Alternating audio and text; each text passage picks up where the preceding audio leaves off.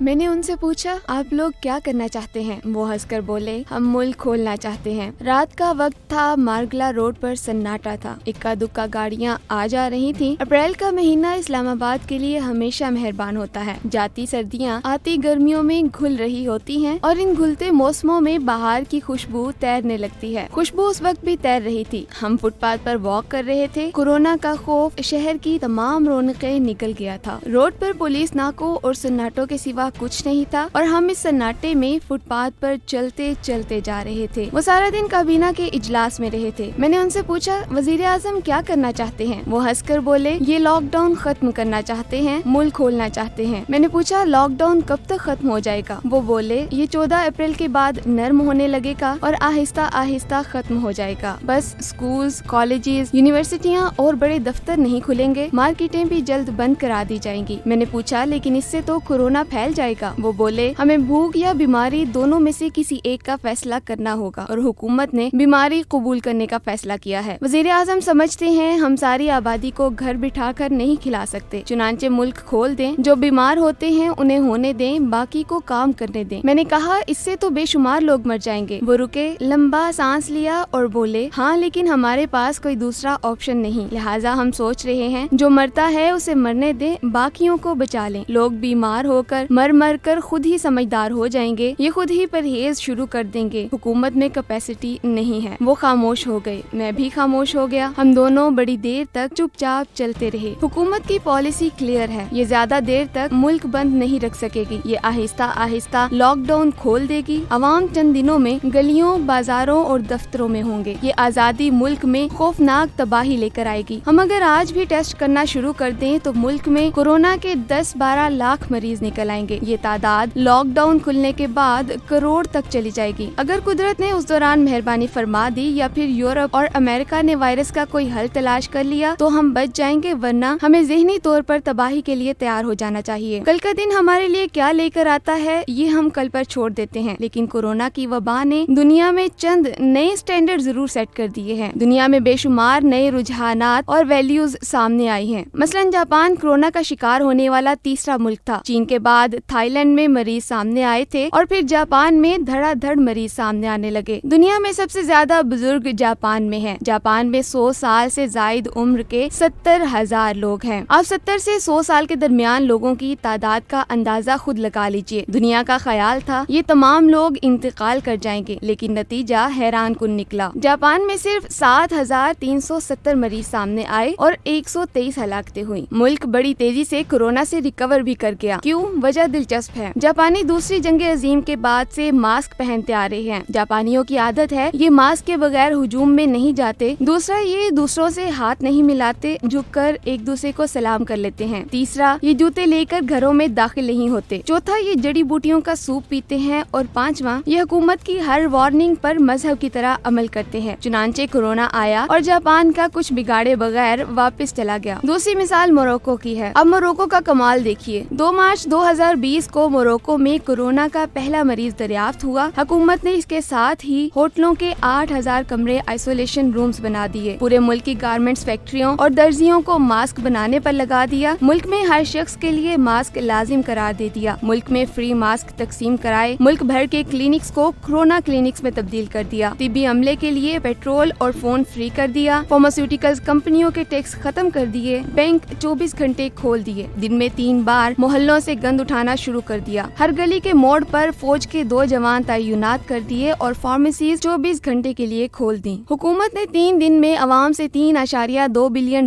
بھی اکٹھے کر لیے۔ چنانچہ موروکو نے 1 ماہ میں کورونا پر قابو پا لیا۔ میں آپ کو یہاں اسرائیل کی مثال بھی دوں گی۔ اسرائیل بھی کورونا سے بری طرح متاثر ہوا ہے۔ اس وقت وہاں 11,145 مریض ہیں۔ 1,627 لوگ مر چکے ہیں جبکہ 131 وینٹیلیٹرز پر ہیں۔ ملک لاک ڈاؤن سے گزر رہا ہے۔ اسرائیل ایسی صورتحال کے لیے تیار نہیں تھا، لہٰذا اس کے پاس ماسک ہیں، سینیٹائزرز ہیں اور نہ ہی وینٹیلیٹرز۔ یہ جن ملکوں سے یہ آلات خرید سکتا تھا وہ خود یہ آلات تلاش کرتے پھر رہے ہیں، لہٰذا اسرائیل نے اس مشکل گھڑی میں ترکی سے مدد کی اپیل کر دی۔ اور آپ یہ جان کر حیران ہوں گے، ترک صدر طیب اردگان نے نہ صرف یہ درخواست قبول کی بلکہ ترکی نے اسرائیل کو امدادی سامان کے جہاز بھی بھجوانا شروع کر دیے ہیں۔ کورونا نے فرانس میں بھی خوفناک تباہی پھیلائی۔ 1,32,000 14,600 لوگ بیمار ہیں، 14,400 لوگ مر چکے ہیں۔ روزانہ 1000 سے زائد لاشیں ہسپتالوں سے نکلتی تھیں، لیکن اب فرانس نے ریکور کرنا شروع کر دیا ہے۔ اموات کی تعداد روزانہ 630 تک آ گئی ہے۔ فرینچ حکومت کا خیال ہے 5 مئی کے بعد لاک ڈاؤن نرم کر دیا جائے گا۔ فرانس نے کورونا کیسے کنٹرول کیا؟ صرف لاک ڈاؤن سے۔ صبح 10 سے شام 7 بجے تک ملک میں کرفیو رہتا تھا، چنانچہ بیماری کی پیک آئی اور اب یہ ڈاؤن ہو رہی ہے۔ اسپین اور برطانیہ کے حالات بھی مسلسل خراب ہیں۔ جرمنی بھی دلدل میں دھنستا جا رہا ہے، جبکہ امریکہ تاریخ کے بدترین دور سے گزر رہا ہے۔ ٹرمپ خود اپنے منہ سے کہہ رہے ہیں، ہم نے اگر ہلاکتوں کو 1 لاکھ پر روک لیا تو یہ معجزہ ہوگا۔ دنیا میں صرف سویڈن واحد ملک ہے جس نے کورونا کے باوجود لاک ڈاؤن نہیں کیا۔ لوگ بھی مر رہے ہیں اور ملک بھی کھلا ہے۔ سویڈن میں 10,500 لوگ بیمار ہیں، 900 مر چکے ہیں اور مریضوں کی تعداد میں روزانہ اضافہ ہو رہا ہے، لیکن حکومت اس کے باوجود لاک ڈاؤن نہیں کر رہی۔ کیوں؟ شاید سویڈن کی حکومت اور عوام دونوں کے اعصاب مضبوط ہیں، یا پھر وہاں عمران خان کی حکومت ہے۔ میں آپ کو یہ بھی بتاتی چلوں کہ سعودی عرب چین کے بعد دنیا کا دوسرا ملک ہے جس نے کورونا پر قابو پایا ہے۔ وجہ کرفیو ہے۔ سعودی حکومت نے طواف بھی بند کر دیا اور مسجد نبوی کے دروازے بھی مقفل کر دیے، چنانچہ سعودی عرب بھی بچ گیا اور پوری اسلامی دنیا بھی۔ سعودی حکومت اگر یہ نہ کرتی تو شاید کورونا اس وقت پوری اسلامی دنیا میں تباہی پھیلا چکا ہوتا۔ یہ بیماری اس وقت کھلی کتاب ہے۔ مغربی اور جدید دنیا بے بس ہو چکی ہے، لاشیں دفنانے کے لیے جگہ نہیں مل رہی۔ امریکہ میں لاشیں ہفتہ ہفتہ ہسپتالوں میں پڑی رہتی ہیں، اجتماعی قبریں بھی بن رہی ہیں اور جنازے بھی۔ کفن ختم ہوتے جا رہے ہیں۔ دنیا اب تک سوشل ڈسٹینسنگ کے علاوہ اس کا کوئی حل نہیں نکال سکی۔ دوسروں سے 6 فٹ فاصلہ رکھیں، ماسک پہنیں، 15 منٹ بعد صابن یا سینیٹائزر سے ہاتھ صاف کریں، ہوا میں چھینک نہ ماریں، کھانسی سے پرہیز کریں، دوسروں کے ساتھ ہاتھ نہ ملائیں اور گلے نہ ملیں۔ دنیا میں اب تک اس کے علاوہ کوئی حل، کوئی علاج دریافت نہیں ہوا، لیکن سوال یہ ہے کہ کیا ہم یہ کر رہے ہیں؟